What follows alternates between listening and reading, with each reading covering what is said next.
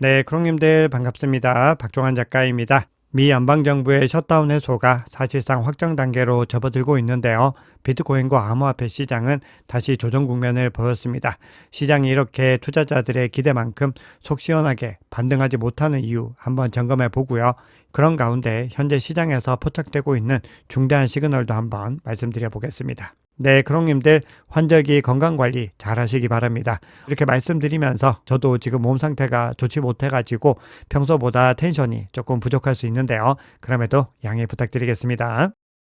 네, 그러면 거시경제 이슈부터 한번 살펴보겠습니다. 뉴욕 증시 3대 주가 지수는 혼조세로 마감을 했는데요. 셧다운 기대감으로 전날까지는 크게 상승 국면을 보이다가 나스닥을 중심으로, 즉 기술주를 중심으로 해서 하락 국면이 이어졌고 이 흐름들을 우량주들은 받아내는 모습을 보였습니다. 셧다운 해소에 대한 기대감이 이미 시장에 선반영된 가운데서 해당 법안이 상원을 통과하면서 기대 요인이 현실화되었고 이 부분들이 가격의 단기 조정으로 작용을 했습니다. 비트코인 역시 나스닥과 상관계수가 높기 때문에 이 여파들이 같이 반영이 됐습니다. 네, 그런데 나스닥의 경우에는 또 하나의 요인이 작용을 했는데요. 고용지표가 악화되는 국면들을 보이고 있습니다. 민간 고용정보업체죠. ADP에 따르면은 지난달 25일을 끝으로 4주 동안 미국의 민간 고용 예비치는 주 평균 1만 1,250명 감소한 것으로 나타났습니다. 셧다운이 마무리되면은 정부에서 집계하는 고용지표도 발표가 될 예정인데요. 이런 결과들에 따라서 또 시장이 변동성을 가져갈 수 있습니다. 네, 현재 셧다운이 42일째 이어지는 가운데 임시예산안이 상원을 통과하면서 사실상 확정 단계로 접어들었다. 이렇게 시장은 보고 있는데요. 여기에 대해서 트럼프 대통령은 아주 큰 승리를 거뒀다. 이렇게 만족감을 드러내고 있습니다. 뭔가 자화자찬 성격이 굉장히 강하다는 걸 볼 수 있는데요. 미국 하원의 경우는 임시 예산안에 대해서 여전히 반대 입장을 명확히 하고 있지만 공화당이 하원의 과반을 차지하고 있기 때문에 통과가 예상되고 있는 겁니다. 현재 CME 패드워치 툴 상으로 12월에 금리를 25bp 인하할 가능성은 67.4%로 동결 대비로 2배 가까이 높게 나오고 있습니다. 그리고 셧다운이 해소되고 나면은 이제 시장의 바통은 관세로 넘어가게 됩니다. 관세와 관련해서 대법원 판결이 굉장히 중요한데요. 그 여파들과 흐름에 대해서는 제가 주말 영상을 통해서 한번 말씀을 드리도록 하겠습니다.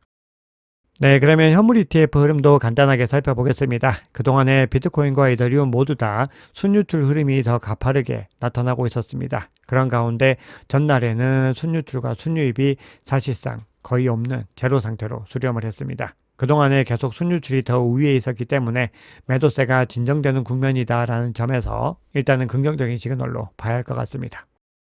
네, 그러면 온체인 지표 통해서 시장의 상황 조금 더 깊이 있게 살펴보겠습니다. 크립토 컨트에서 제공하는 강세장 지표가 10가지가 있습니다. 이 10가지 지표를 통해서 비트코인이 현재 강세 국면인지 약세 국면인지를 판별하는데요. 이 10가지 지표 중에서 딱 2가지만 강세로 전환이 됐고 나머지 8가지는 여전히 약세 국면에 머물고 있습니다. 그 중에 한 가지는 기술적인 분석상으로 365일 이평선을 다시 회복하면서 빨간색으로 전환을 했다가 다시 파란색, 녹색으로 전환하는 걸 볼 수 있습니다. 그리고 다른 한 가지는 역시나 지난 데일리 시황에서 말씀을 드렸는데요. 수요 성장 지표입니다. 수요가 어떻게 변화하고 있는지를 파악해서 가격의 상승 여부나 강세 전환 가능성을 탐색하는 지표인데요. 대표적으로 명목 수요 지표를 들 수 있습니다. 즉 시장에서 수요가 점진적으로 돌아오는 시그널이 포착이 되고 있다는 겁니다. 네, 그동안에 비트코인 가격이 계속해서 조정을 받았던 이유는 장기 보유자를 중심으로 한 지속적인 매도였다라고 말씀을 드렸습니다. 실제로 10월 대규모 청산 이후로 거래소 유입 추이를 한번 살펴보시면은 이렇게 급등하는 움직임을 보였습니다. 그만큼 거래소로 많이 보낸다라는 것은 매도세가 가파르게 나왔다라는 의미이고 그 기간 동안에 비트코인 가격도 크게 조정을 받았던 것을 확인할 수 있습니다. 그런데 이 지표가 현재 주춤하는 움직임과 함께 다시 하락세로 전환을 하고 있기 때문에 장기 보유자의 매도세가 진정되는 국면으로 전환을 하고 있습니다. 네, 그런데 장기 보유자와 더불어서 단기 보유자들도 손실을 보고서 공황 매도를 이어갔는데요. 그럼에도 매수 수요가 받쳐지면서 10만 달러 부근에서 가격을 유지하고 있습니다. 네, 그런데 단기 보유자들의 공급량 추이를 한번 살펴봤을 때는 사실 시장의 현재 상황과는 약간 다른 국면을 보이고 있는데요. 8월 이후로 단기 보유자의 비트코인 보유량은 100만 BTC가 증가해서 현재 540만 BTC까지 상승해 있는 상황입니다. 즉 기존 단기 보유자들이 계속해서 항복을 하면서 손실 매도를 했지만 새로운 투자자들은 저가 매수를 통해서 이 물량들을 계속해서 받아내고 있었던 것을 확인할 수 있습니다. 즉 공포 속에서도 축적 단계가 계속해서 이어지고 있었기 때문에 중장기적으로는 강세 구조가 구축되고 있다. 이렇게 해석해 볼 수 있습니다. 자, 그런데 더 중요한 지표가 있는데요. 제가 앞서 말씀드렸던 중대한 시그널이라고 말씀드렸던 부분입니다. 물론 이 흐름들은 계속해서 지속이 되고 있었지만 지금 시점에서 가격이 크게 조정을 받은 국면에서도 이 흐름들이 더 가파르게 이어지고 있는 부분들을 주목을 해야 되는데요. 비트코인의 OTC 데스크, 즉 장외 시장에서 비트코인의 유동성은 계속해서 감소하는 국면을 이어가고 있습니다. 즉 비트코인의 유동성이 급감하고 있고 매도 가능한 실물 공급이 현저하게 부족한 상태로 볼 수 있는데요. 이렇게 OTC 데스크에서 계속해서 물량이 줄어들고 있다는 것은 기관과 고액 투자자들의 경우에는 비트코인을 꾸준히 매집하고 있었다는 것을 의미합니다. 결과적으로 실물 부족에 따른 구조적인 강세 시그널로 해석할 수 있는 겁니다. 네, 다음으로는 채굴자들의 활동 흐름도 한번 살펴볼 텐데요. 해시레이트 모멘텀 지표를 한번 살펴봤을 때 현재 채굴자의 움직임은 긍정적인 기조를 보이고 있습니다. 이 지표는 네트워크의 보안과 채굴자 활동 강도를 평가하는 지표인데요. 이동 평균이 계속해서 상승 국면을 보이고 있고 이 국면에서 일정 부분 주춤했지만 그럼에도 상승 기조를 이어가고 있습니다. 이 흐름은 채굴자의 신뢰와 네트워크 체력이 여전히 견조하다는 것을 의미합니다. 네, 다음으로는 스위스블록에서 제공하는 리스크 오프 시그널 한번 살펴볼 텐데요. 이 시그널도 고위험에서 다시 저위험으로 전환하는 것을 확인할 수 있습니다. 아직까지 완전히 바닥 단계까지는 전환하지 못했지만 리스크 오프 시그널의 추세가 형성되고 있는 만큼 비트코인 매도 압력이 완화되는 국면을 보이고 있습니다. 다만 그럼에도 이 스위스블록에서는 전제 조건을 달고 있는데요. 리스크 안정이 확정되기 위해서는 비트코인 가격이 적어도 108.5에서 110K를 회복해야 된다. 이렇게 주장을 하고 있습니다. 그리고 현재 시점은 100K에서 103K 정도 부근에서 머물고 있는데요. 이 부근은 아직까지는 위험 단계 자체가 다시 불안이 재점화될 수 있는 단계이기 때문에 신중하게 시장을 바라봐야 된다라고 언급을 합니다. 자, 그러면 시장이 본격적으로 돌아오지 않고 있는 이유와 시장의 현재 구조를 종합적으로 한번 살펴볼 텐데요. 10월 11일에 레버리지가 강하게 청산된 이후에 비트코인 선물 미결제 약정은 계속해서 하방 국면을 이어가고 있습니다. 여전히 최고점 대비로는 부진한 상태를 이어가고 있는데요. 이 얘기는 새로운 투기적 포지션이 본격적으로 쌓이지 못하고 있다. 이렇게 해석할 수 있습니다. 그럼 여기에서는 두 가지 시그널을 포착할 수 있는데요. 앞서 OTC 유동성에서 볼 수 있듯이 현물 위주의 탄탄한 수요는 계속해서 쌓이고 있습니다. 반면에 레버리지를 동원한 투기 수요는 돌아오지 못하고 있는 것이죠. 그러면은 현물 위주의 상승 구조 기반은 든든하게 마련되고 있기 때문에 결국 투기적 수요만 돌아오면은 시장은 본격적으로 상승 랠리를 시작할 수 있다는 겁니다. 그러면 이 수요를 돌아오게 하기 위해서는 핵심적인 트리거와 호재가 필요하고 이 호재로서 셧다운 해결과 그리고 관세에 대한 부분들이 작용할 수 있다는 겁니다. 네, 그러면 알트코인 관련해서도 두 가지 알트코인에 대해서 펀더멘탈 한번 살펴볼 텐데요. XRP의 DAT 기업입니다. XRP를 재무전략 관점에서 가져가겠다라고 선포를 하면서 스펙 상장을 추진하고 있는 에버노스가 9.5억 달러 규모의 XRP 포지션을 가지고 있는데요. 손실 구간이 굉장히 컸다가 다시 단기 미실현 이익 구간으로 전환하고 있습니다. XRP의 강세 모멘텀이 다시 강화되고 있는 국면으로 볼 수 있기 때문에 굉장히 중요하다고 볼 수 있습니다. 그리고 뒤에서 주요 이슈에서도 간단하게 언급을 드리겠지만 DAT 전략을 추진하고 있는 기업들의 매수 수요 자체가 굉장히 많이 꺾이고 있습니다. 그런 가운데 암호화폐 시장이 조정을 받으면서 단기 미실현 손실도 커지고 있는데요. 만약에 단기 미실현 손실이 계속해서 지속이 될 경우에는 DAT 기업들의 매도세가 나올 수 있는 리스크가 존재하는데 에버노스가 다시 수익으로 전환을 하면서 이 리스크가 일정 부분 상쇄가 되고 있습니다. 자, 다음으로는 이더리움 한번 살펴볼 텐데요. 이더리움의 경우도 비트마인과 샤프링크 게이밍을 중심으로 해서 계속해서 DAT 전략을 이어가고 있습니다. 현재 이 두 회사도 이더리움을 매집한 이 물량에 대해서 단기 미실현 손실을 겪고 있는데요. 그럼에도 비트마인의 경우는 일주일 동안 큰 물량들을 매집을 했습니다. 이더리움의 경우는 바이낸스 거래소의 공급 비율을 한번 살펴볼 텐데요. 그동안에 계속해서 하락 추세를 보이다가 다시 반등의 흐름을 보였는데 또다시 하락 추세로 전환을 하고 있습니다. 이렇게 거래소 보유량 자체가 줄어들고 있다는 것은 이더리움을 개인 지갑으로 장기 보유 목적으로, 즉 축적을 위해서 이동하고 있음을 의미합니다. 그리고 이러한 공급 축소가 지속될 경우에는 유동성 감소를 통해서 구조적인 강세 전환이 가능합니다. 결국은 가격 안정과 상승 모멘텀으로 이어질 가능성이 높다, 이렇게 해석할 수 있습니다.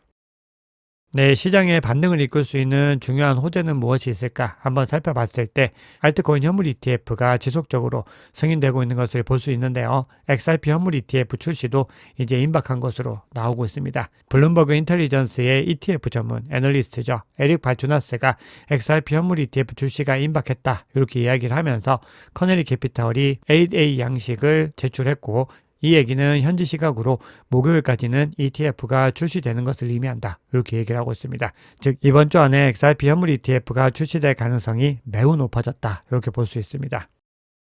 네, 시장의 중요한 이슈들 추가적으로 몇 가지만 더 살펴보겠습니다. 현재 시장의 관심사는 셧다운 종료 여부에 있고, 이 이후에는 관세 대법원 판결로 바통이 넘겨진다라고 말씀을 드렸습니다. 현재 셧다운이 임박하면서 유동성 회복에 대한 기대감이 커졌습니다. 그동안에 정부 기관들이 순조롭게 업무를 진행하지 못했다면은 이제 셧다운이 해소가 되면은 재무부에서 TGA 계좌에서 직접적으로 유동성을 공급할 수 있다, 이런 기대감이 나오는 겁니다. 그래서 시장에서는 비트코인 가격이 현재 시장 기준으로 더 상승할 수 있다는 전망들이 나오면서 130만 달러에 대한 전망을 DL뉴스에서 내놓고 있는데요. 그동안에 비트코인에 대해서 긍정적인 관점을 꾸준히 유지해왔던 TD코인 같은 경우도 연말 목표 가격을 140K, 즉 14만 달러로 예상을 하고 있습니다.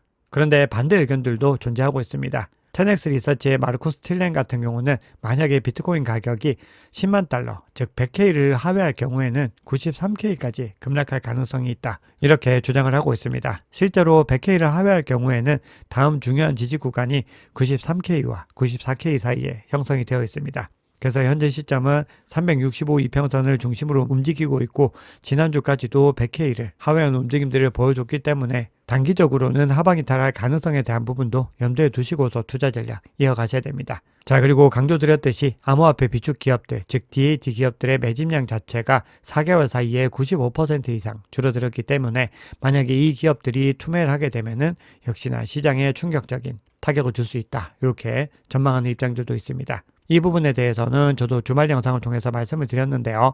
현재 시장에서 단기적으로 크게 하방 압력을 가할 수 있는 중요한 요인은 이 DAT 기업들이 어떻게 움직이느냐에 많이 좌우가 될 수 있습니다.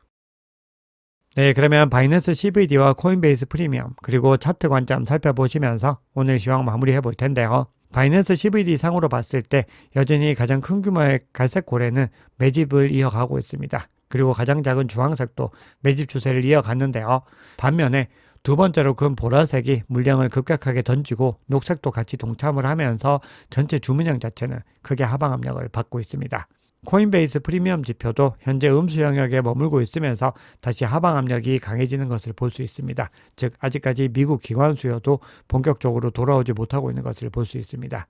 결국 시장이 더 본격적으로 반등하기 위해서는 불확실성 요인이 해소가 되고, 그리고 유동성 국면들이 더 뚜렷해지면서 미국의 기관 수요가 돌아오는 그 타이밍이 중요합니다. 네, 그러면 비트코인 차트 마지막으로 확인하면서 오늘 영상 마무리해 보겠습니다.